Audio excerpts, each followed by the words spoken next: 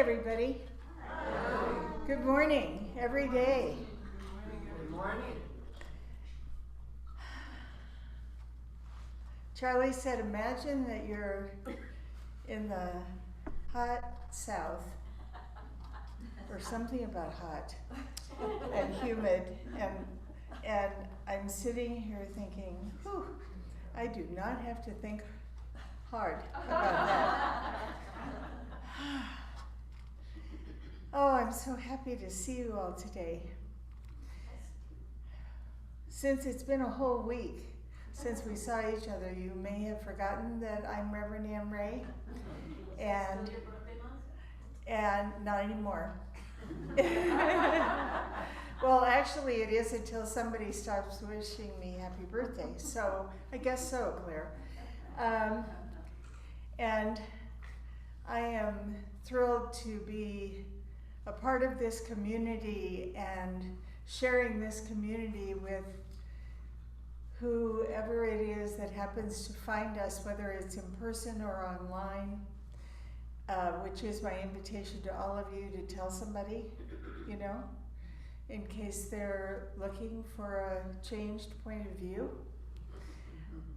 that this is the place to find it. Not because we own the corner on this information or this way of life or this philosophy, but because we practice, which leads me to what we're talking about today. So, every month, as you know, I have a different theme, and this particular month we're looking at putting into use what it is that we say we believe. And it occurred to me that, you know, we're working our faith muscles, is what I have asked us to do this month, is work our faith muscles. And workouts usually come with a schedule, right? You know, you go and, you set your schedule to go to the gym, or you're working with a trainer and the trainer gives you a schedule. Workouts typically come with a schedule. Well, our schedule is really simple. And in the most perfect choice for a reading that Rev Ann Rea shared with us over the last few minutes, we practice, and we practice, and we practice. And the idea of practice, Joseph will tell you, Charlie will tell you, anyone who has played a musical instrument or where their voice has been their musical instrument, anyone who has played a sport, anyone who has done anything, anyone who paints, anyone who has done anything that they didn't, come out of the chute doing, you know what I mean? They got past the first step, they got past the first stroke, they got past the first bar, they got past the first note by practice. When we were itsy bitsy little precious things, which of course we still are, you know that. Deep inside, we are the most precious, the most loved, the most adored, the most treasured. But when we started out on this particular adventure, having journeyed from the all and the formless into form, we didn't necessarily hit that spot where we landed and get up and walk. At least not most of us. We went through a process. And process requires practice. Now, we have a really good friend who, only one, who I will just call him her, he is somehow her grandson, but it has nothing to do with relationships or family or anything. This child was just born adoring her, and they adore each other, and they look like each other. But it's unexplainable. Anyway, this adorable child is starting to learn to walk. And he will plop down. You know how babies do that, right? They just sort of stand up and they kind of get going, and then they'll plop down. And he'll plop down just because he knows he's being watched. And he'll look around, and then he'll get up and do it again. Because everything he does, somebody is watching and taking delight in. And I love that imagery. Because, believe me, this child has known from moment one that he's adorable. There's no question. And it has nothing to do with ego or attitude or anything else. He just knows. And still he practices. Because he's getting better at walking. And, you know, not all of the plopping down is on purpose. And nonetheless, he gets up. And he tries again. Because what he's discovered is walking is definitely more fun. You know, there are advantages to being closer to the ground, where you're on all fours, right? Because you have that stability. But then, look at the things that people can do once they're able to stand, to move. They can run. They can go from here to there much faster to see something. So he's intrigued by the whole process of practicing his walking.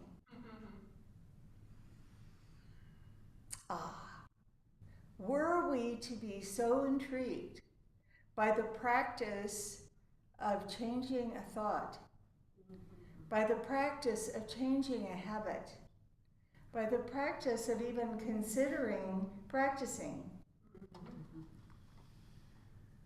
were we to find that within ourselves so adorable that we couldn't help but do it again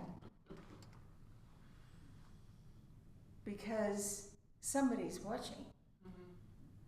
Somebody's watching our growth. Somebody's watching our expansion. Somebody's watching our discovered delight in life in a new way. Not somebody out there on a cloud, but the people around us. See? The people around us watch without even realizing it. Has anybody ever said to any of you, "What's going on? You look really happy today."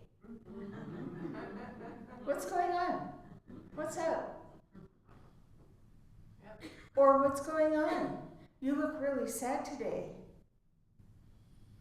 Why would they even make that observation? Because they're noticing. So what are we giving them to notice? What are we practicing that's actually worth noticing?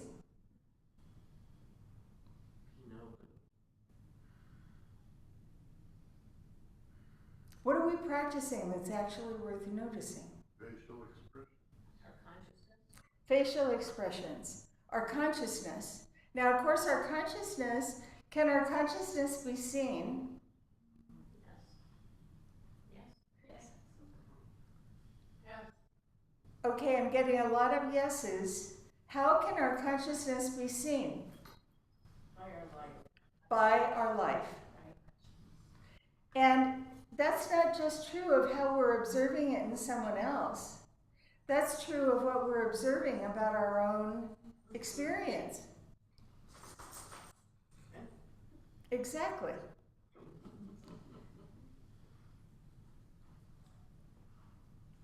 So if our workout schedule is practice, practice, practice, we have to all start somewhere. And if we thought about it for a second or two, maybe each of us could come up with one thing that we would love to experience differently in our life. Just one. Right now, I would love to experience feeling more cool. Not cool. Although I'll take that too. But cool. Because it takes, I think, 1% of humidity for me to do this. I would love to experience feeling more cool. Now, how can I practice feeling more cool? Well, first of all, I can stop thinking about feeling hot. Now, that may sound ridiculous, and that may sound like an oversimplification. But if we've got to start somewhere, I suggest that starting where it's still simple, starting with something simple, starting with something where we can easily identify that we might still be having the same reaction to something that isn't necessarily life-affirming. We might still be feeling discomfort or uncertainty about something, and we know that certainty and comfort is available.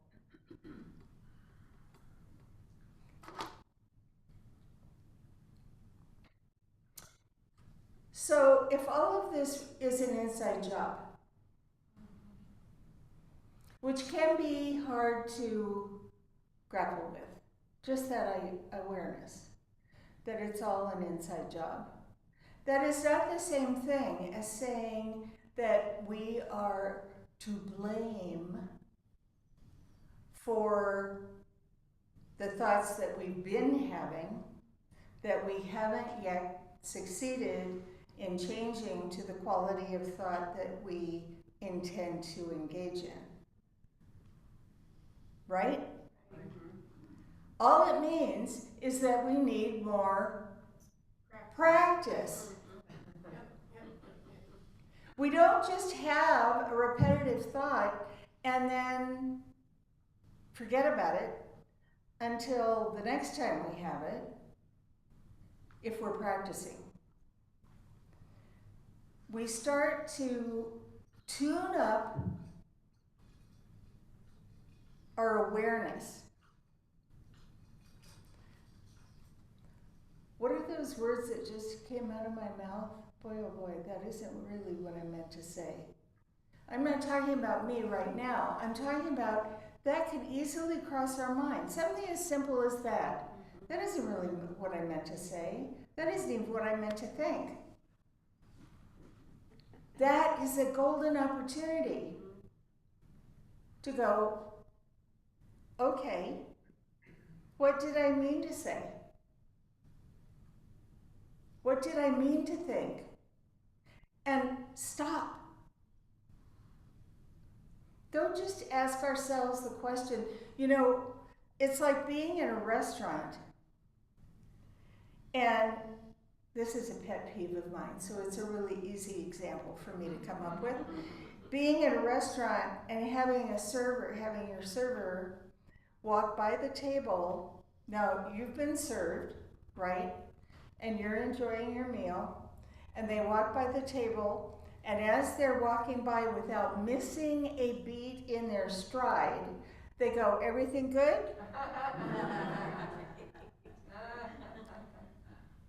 Was there an opportunity to say yes or no? Where you might have been heard, or to ask for something that you want differently or that you'd like added? No. I call it a cruise by, It's not exactly no attention, but it's a different kind of attention. It's more attention on where they're headed than what they're actually presenting themselves as doing.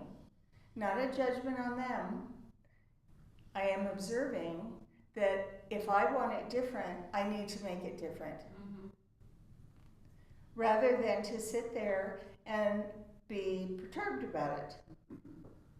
Right? Right. I need to either get their attention differently, or I need to get someone else's attention differently and ask for what I want. Well, we tend to do a lot of cruise-bys on ourselves. The example I was using before, where we may have had a thought that we didn't mean to have, or we may have spoken words that we didn't mean to speak. It's very easy to do a cruise-by on that, because the opportunity, we may say to ourselves, has passed for me to do it differently. Oh. Is that true? You're the one who's thinking about it. So as long as you're the one, or I'm the one who's thinking about it, there is still the opportunity to make it different. First of all, by making it different within us. And then by using our words to make it, whether it's verbal or a phone call or whatever the case may be. I don't advise electronic communication for this kind of a cleanup job. If we have something that we said that we need to re-say, and we mean to re-say, electronic communication is not the way to do it. Now, why would that be? Electronic communication is so easy, right? It's available immediately in this thing that's right here in my hand. Oh, it isn't? Well, it usually is. But it's not the same. It's not the same as the person at least being able to hear our voice say the words, I didn't say what I meant to say before. And I've had a chance to rethink it, and this is what I really meant to communicate. That cannot be said in a text the same way. That cannot be said in an email the same way and have the same impact. And the same is true for our work within ourselves. This is not about instant gratification communication, where we can say to ourselves, oh yeah, I'm going to change that thought right now. I'm going to change it. I am changing it. I have changed it. It is changed to this thought. And then move on. That's just one step above a drive-by. Because there hasn't been any practice behind it. There hasn't been, one of the many things that Ernest Holmes said in the piece that Rev Ann Rea shared from chapter 3 in the How to Use the Science of Mind is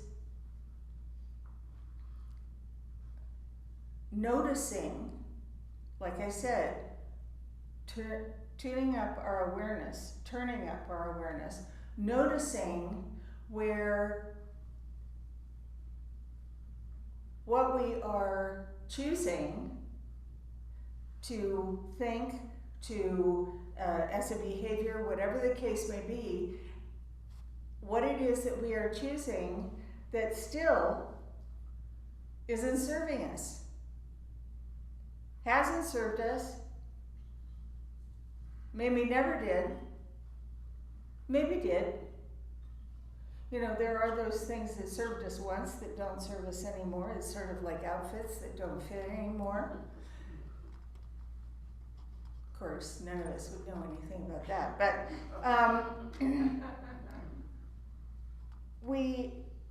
if we're not paying attention, if our awareness is not turned up, then we go from experience to experience, expecting a different result, having put in no effort to make it different. And I'm not talking about hard work effort. I'm talking about conscious practice.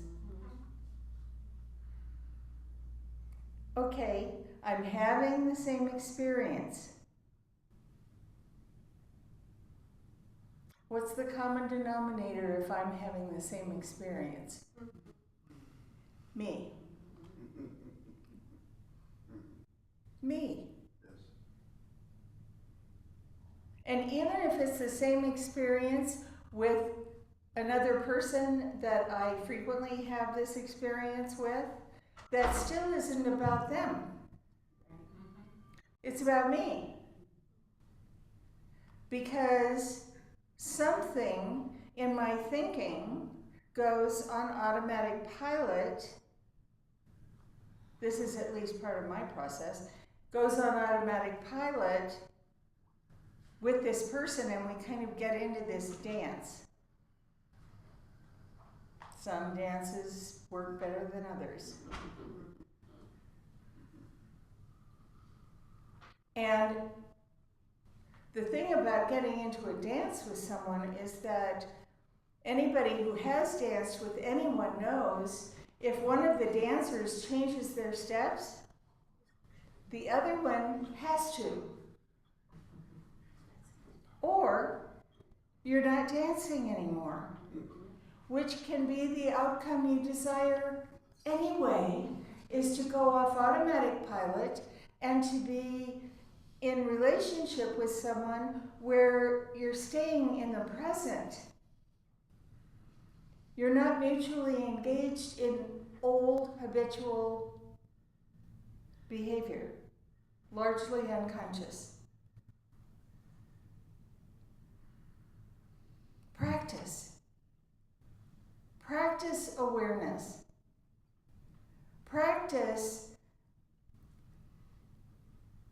treating this idea of practice, of spiritual practice, of mental practice, of what it is that we desire to be thinking, that looks like, feels like, and takes us in the direction of the life that we desire to be living, and the life that we desire to be revealing.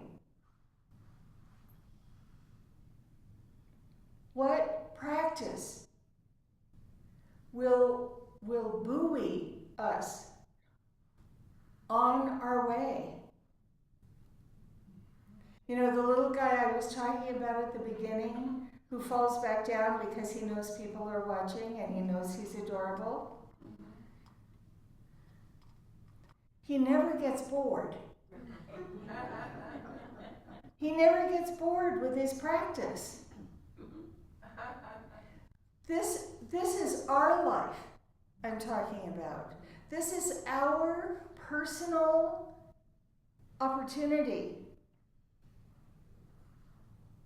that we were gifted, that we were invited to journey here to enjoy, to learn, yes, which we hopefully are constantly doing, to expand for sure, to enliven, to enrich, to enjoy, and to share.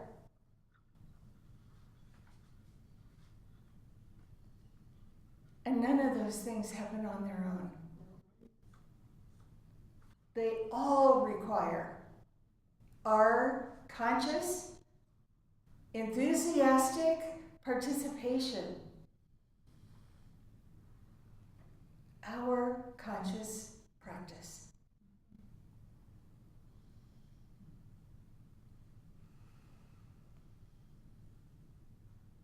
Your homework this week, in case you weren't ahead of me, is what do you think? Is to practice. And practice with gentleness, practice with humor, practice with a lightness of being. This isn't an opportunity for self-judgment or self-criticism. This is an opportunity to cheer ourselves and each other on as we continue to blossom into the new that we are every day. And so it is.